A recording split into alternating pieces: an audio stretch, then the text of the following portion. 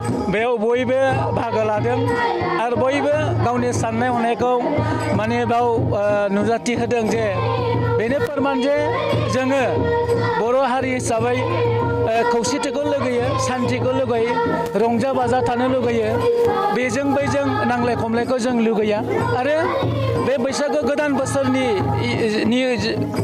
गेजेरजोंनो जोंनि गेजेराव सासे सान्थि फैयो, जौगानाय फैयो। दाखालिसो 1 तारिखआव बावखुंग्रियाव माखासे जाथाय जाना थांदों, दुखुनांथाव बाथ्रा। बिथांमोननि जिउ सोलेरा इसोरनि खाथियाव आलो गोजोनै थाहैनो मोन्थों आरो इयुनाव बे बैसाग दानाव बेबादि जाथाय दाजाथों आं अबंलावरि आनान गसाइनाव बेखौनो खावलायदों। आरो दिनै कुसुगाव दख'रा दुलाराय बर' फरायसा आफादा बेयाव लांदां बैसागु फालिदों, जोबोद बाख्नायथावना बिथांमोननिसिम। आरो जोंनि गेजेराव खौसेथिनि गोहोखौ बे कुसुगाव दख'रा दुलाराय बर' फरायसा आफादनि लांदां बैसागुनि गेजेरजों फोरमायथिदों आरो जोंनि बिटिआर हालामाव जाहाथे जों खौसे आरो सान्थि थानो हायो, जोंनि गेजेराव जौगाथों आरो बेफोरबायदि फोरबोखौ जों नांलाया जाथे खमलाया जासे मोजां बारग'थों आरो बयनिबो जिउ सोलेरा मोनसे मोजाङै सुस्थ' परिबेस थाथों, बेखौनो बुङो आङो। निस्सय जागायजेननायनिफ्रायनो आंबो गामि ओनसोलाव थाग्रा मानसि आरो बैसागुखौ फालिनो मोनाबा गोसोआनो थाखाया। दा ओंखायनो जोङो मा लांदां बैसागु खालामदों आरो जों न' रंजागोन, न' थांगोन आरो जों उन्दैया गिदिरखौ मान होगोन, गिदिराबो उन्दैखौ मान होगोन। बेबादिनो जोङो बैसागुखौ फालियो। दा बेनिखायनो आं गोलाव बाथ्रा बुंनो सानाखै, जोंनि रायजो राजाफ्रा बे बैसागुखौ मोजां जाथों, बिपद आफद दाजाथों, बेखौनो बुंबाय आं। आङो साफ्रोमबो बर' रायजो राजा बिथांमोननिसिम कुसुगाव आरो क'क्राझार जिल्ला दुलाराय बर' फरायसा आफादनि जानानै रंजालि बैसागुनि गाहाम हामलायथिखौ आङो बावहरबाय।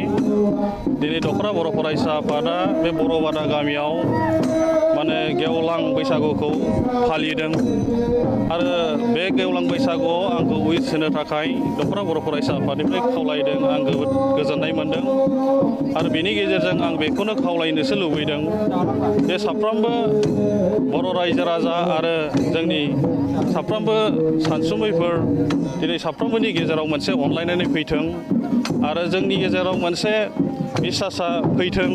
मानोना थांनाय समफ्राव हयथ' गावनि न'खर संसार सोलिनायाव गोबां हयथ' गावनि गेजेराव हयथ' जेंना जाबोदों जानो हागौ, दावराव दावसि जाबोदों जानो हागौ, बिदा फंबायनि गेजेराव गोसा राव बुंफ्लांदों जानो हागौ।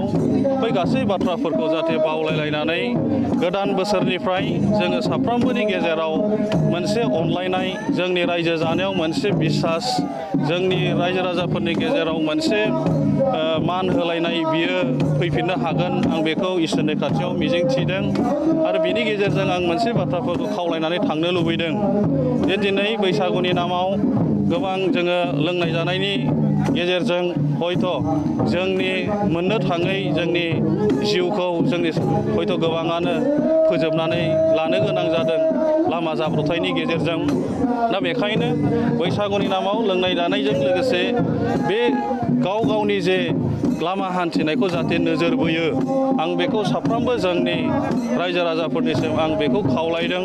जाहाथे जोङो जोंनि न'खराव जोंनि फरायसा एबा जोंनि गारजियान बा गावनि गेजेराव मोनसे जोंहा आसा दङ आरो जोंनि साफ्रोमबो बर' रायजो राजाफ्रानो आबाद मावनानै सोलिनाय आरो जोंनि फरायसाफोरखौ जोंनि आबाद मावनायनि गेजेरजों गोजौ सोलोंथाइ फारसे लांनो थाखाय जोङो हाबा मावनानै बा आबाद मावनानै सोलिबोनाय जोंनि साफ्रोमबो बर' रायजो राजाफ्रा।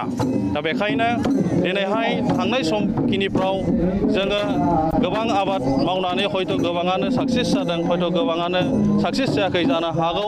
दा बेखायनो गोदान आदबजों जोङो बोरै मावनाय दांनायजों जोंनि न'खरफोरखौ राफोद खालामनो हायो, जों बिनि थाखाय साफ्रोमबो बर' रायजो राजाफ्रा जानजि खाफ्रानांगोन। मानोना जोंनि थांनानै थानाया गोबां हयथ' जोंनि गेजेरनिफ्रायनो जानांगोन आरो जों बोरै थांनानै थानो हागोन, बिनि थाखाय जों आबादनि गेजेरजों जोङो सौसिलांनो जोंनि साफ्रोमबोआनो नाजाबोनांगोन आरो नाजाबोबाय थादों। दा बेखायनो आङो बेखिनिखौनो खावलायदों जाहाथे जोंनि गेजेराव जोंनि थांनाय समफ्राव बेमार आजार जों गोबां हयथ' भुगिनो गोनां जादों। थांनाय समफ्राव जों मिथिगौ कर'ना भाइरासनि गेजेरजों गोबां जोंनि सोलिनाय थांनानै थानायफ्रा खस्थ' जाबोदों नाथाय बिनि बैफोर जाहाथे जोंनि नैबे गोदान बोसोरनिफ्राय जाहाथे जोंनि खाथियाव फैया आरो जाहाथे जों मोजाङै मोजां रंजा खुसियै सोलिलांनो हागोन आं बेखिनिखौनो आसा थिबाय गोजोन्थों।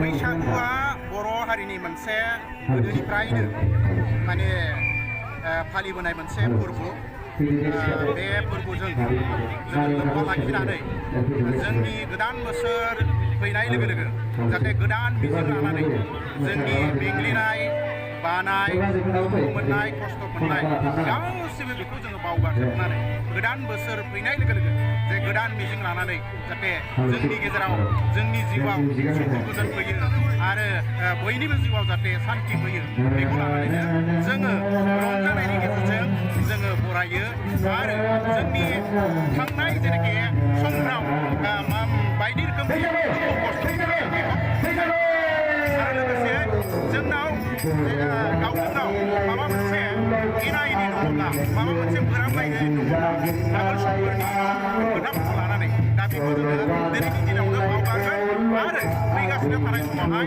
जाहाथे जोङो माने मोनसे मोजां गोसो लानानै मोजां गोहोम लानानै देहायाव जोङो जाहाथे अनलायनायनि गेजेरजों जों